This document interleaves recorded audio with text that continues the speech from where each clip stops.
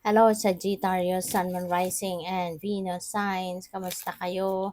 Sana po'y nasa mabuti kayong kalagayan. Welcome back po sa Star Tarot.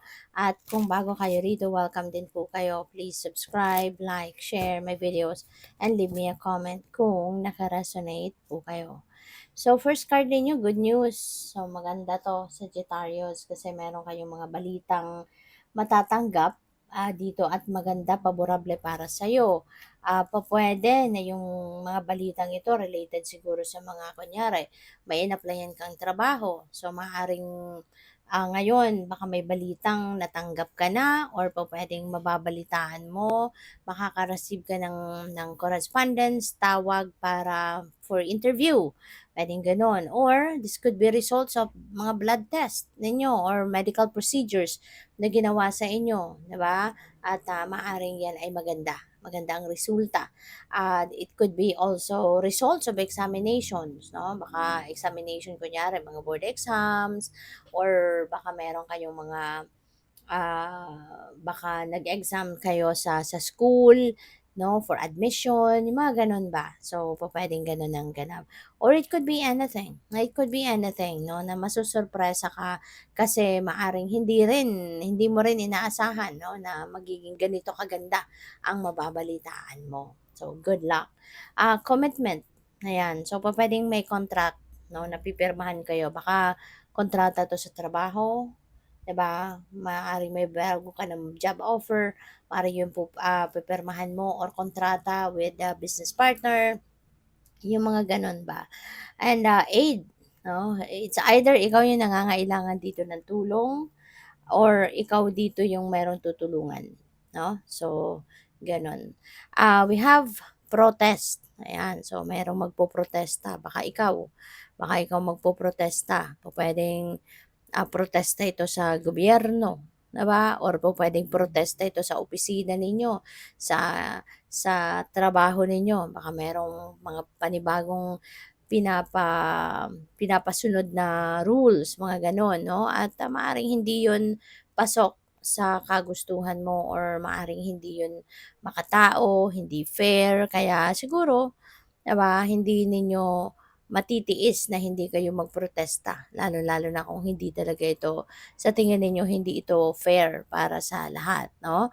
So, pupuwedeng may mga gano'n or pupuwede rin nasa within the family ito, 'no? Baka merong protesta kayong gagawin sa pamilya, baka merong hindi kayo nagugustuhan sa rule sa bahay or alam mo 'yun, kung ano, may inuutos sa'yo yung iba ninyong kapamilya sa iyo. So, maybe ayaw mong sumunod, no? Yung mga ganun ba. So, by the way, maraming salamat for subscribing. And if you haven't subscribed yet, subscribe na kayo. And also, maraming salamat din for not skipping the ads. Malaking bagay po yan sa akin. And also, please click the join button sa baba ng video kung gusto po ninyo na mag-join kayo sa membership. Salamat po. So, tignan natin kung anong ganap. We have the Eight of Cups. So, si Eight of Cups, ano to?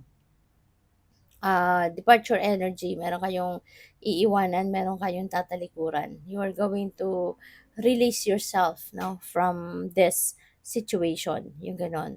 So, depende yan, no, sa inyong sitwasyon. Iba-iba tayo na sitwasyon dito. So, po pwedeng, kung ano man ito, na hindi ka na komportable dyan, wala ka ng fulfillment dyan, wala ka ng satisfaction dyan, kaya siyempre ayaw mo na mag-stay pa diyan kasi sayang 'no, sayang ng oras mo, ng effort mo, ng energy mo, at saka sayang ng kung ano ang meron ka, mga kakayanan mo, 'di ba? Kaya mas gusto mong umalis na lang kasi mas kilala mo yung sarili mo, eh. Alam mo na marami ka pang maibubuga, alam mo na marami ka pang puwedeng magawa para makatulong sa iba, para na mag-advance ka pa, na mag-improve ka pa, na magta-thrive ka pa, yung gano'n. So, you just want to be ano, to be more productive, 'di ba? Kaya iiwanan mo na lang kung ano man ang bagay na 'to. So, depende 'yan 'no, pupuwedeng trabaho 'yan, pupuwedeng karera, 'di ba? Pupuwedeng relationship, baka alam mo 'yun, baka hindi ka naman na naggo-grow sa relationship niyo, yung gano'n or yung relationship ninyo kumbaga na parang nasa stagnant energy na, so ayaw mo din ng gano'n, 'no? So kaya pupuwedeng yun ang iiwanan ninyo. So we have Ace of Swords. Si Ace of Swords, new beginning ito, 'no? This is a new beginning energy. So definitely meron kayong sisimulang bagong ganap diyan at, si Eight of Cups 'no, merong new beginning energy din ito kasi nga meron kang tatalikuran, eh, meron kang iiwanan, 'no? Kapag merong kang iiwanan, ibig sabihin meron kang pupuntahan, 'no? And of course, you're going to start a new life, 'di ba? Kaya 'yun si Ace of Swords, meron kang bagong sisimulang bagong chapter sa buhay mo. At saka, sa ngayon mas malinaw na 'yung isip mo, kaya din na makakapag-move forward ka na din, makakapag-move on ka na din sa buhay kasi nagkaroon ka na dito ng mental clarity. Malinaw na yung isip mo, alam mo na yung direksyon na tatahakin mo or alam mo na yung magiging ang tawag dito, diskarte mo sa buhay, 'di ba? Kaya magiging malinaw na ang lahat para sa'yo kaya siguro magte-take action ka na para na umalis ka na dito sa sitwasyon na ito, 'no? So, what else? We have the justice energy. So, si justice naman, sinasabi dito na you are going to receive sa ngayon or experience what you deserve. Kung ano yung deserve mo, ano yung para sa'yo, pinagsikapan mo yan, pinagtiyagaan mo yan. Kaya magiging, ano ka din, masaya ka dito at parang you're going to be feeling victorious kasi hindi mo lang din naman yan nakuha just because, 'di ba? Binigay sa iyo or whatsoever. Yan ay pinagtrabahuan mo. Yan ay pinagsikapan mo. Okay?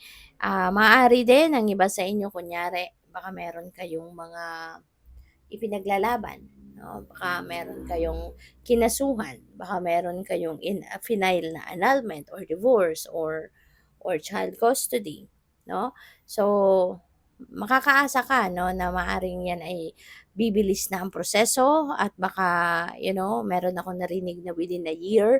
So, you never know, baka within a year magkaroon na ng finality yung annulment, or yung divorce, 'no? So, pupuwedeng may gano'n ang ganap din.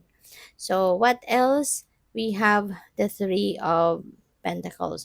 So, ito na yung simula ng pag-asenso mo. Ito na yung simula ng pag-alagwa mo sa buhay at maaaring isa sa mga nakatulong dyan is ito. No? Kasi, di ba, you are heading towards a different direction sa buhay at maaaring ito na, dito ka na magsisimulang magtagumpay. Maaaring kung ano man ang gagawin mong trabaho, ano man ang bagong mong magiging trabaho, ano man ang bagong magiging magiging bagong trabaho or magiging bagong, um, tawag dito, career, yung gano'n. Maaaring dito ka mabilis na aangat sa buhay, na dito ka mabilis na aangat sa buhay, dito ka mabilis na aasenso sa buhay, 'no? So, pupuwedeng gano'n ang ganap. At saka pupuwedeng from here on makikipag-teamwork na kayo. Baka hindi na kayo yung solo sa inyong trabaho, 'di ba? Maaari na meron ka ng support system dito. Kaya siguro isa din 'yan sa factors na makakatulong sa'yo na mabilis kang magtagumpay, 'no? So, good luck. Thank you for watching. Love and light. Namaste.